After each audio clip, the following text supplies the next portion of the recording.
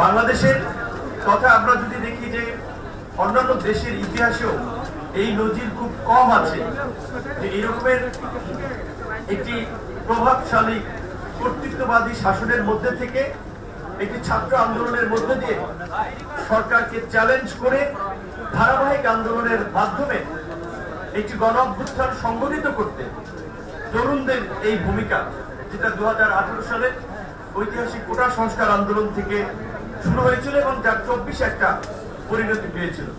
এবং আপনারা দেখেছেন যে এই আন্দোলন সংগ্রাম করতে গিয়ে আমি আমার সহকর্মীরা রাজপথে কতবার রক্তাক্ত হয়েছি,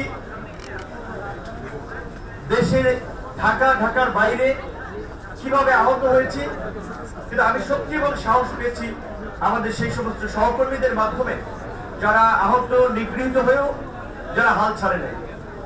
এবং হাল ছাড়ে নাই বিধেয় আপনারা দেখেছেন যেখানে রাজনৈতিক ভাবে আন্দোলন সংগ্রাম কার্যত পর্যদস্ত হয়েছে, কোণঠাসা হয়েছে, সেখানে ছাত্র আন্দোলনের মধ্যে দিয়ে আমরা সেই গণ অভ্যুত্থানের প্রেক্ষাপটের দিকে দেশকে নিয়ে গেছি, দেশের মানুষকে নিয়ে গেছি। আজকের এই প্রতিষ্ঠা বার্ষিকীতে অবশ্যই আমরা কৃতজ্ঞ চিত্তে স্মরণ করি ৭১-এর মুক্তিযুদ্ধ থেকে ২৪-এর গণ অভ্যুত্থানের শহীদ এবং বাংলাদেশের সকল গণতান্ত্রিক আন্দোলন সংগ্রামের শহীদদেরকে।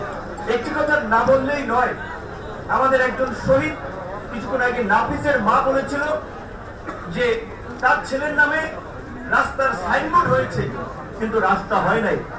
এটা কিন্তু এই দেশের একটা বাস্তবতা।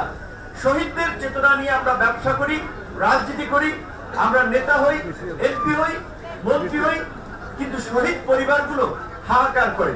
যেমনি ভাবে ৯০-এর গণ আন্দোলনে ১০ই নভেম্বর নূর হোসেন দিবসকে সম্মান এবং শ্রদ্ধা জানিয়ে গুলিস্তানের ওই গোল চত্বরে গিয়ে সবাই ফুল দেয়। সব নেতারা জাতীয় টেলিভিশন পত্র পত্রিকায় বাণী দেয়, কিন্তু নূর হোসেনের পরিবারের খোঁজ খবর কিন্তু অনেকেই নেয় না। এই ২৪-এর গণ অভ্যুত্থানে আমরা দেখেছি ১ বছরের মধ্যে অনেক শহীদ পরিবার আমাদের কাছে আসে, আরেকজনের কাছে যায়, হাহাকার করে ভাই আমার বাবা অসুস্থ, হসপিটালে নেওয়া লাগে, সমস্যার মধ্যে আছে, আপনারা একটু হেল্প করেন। কিন্তু এই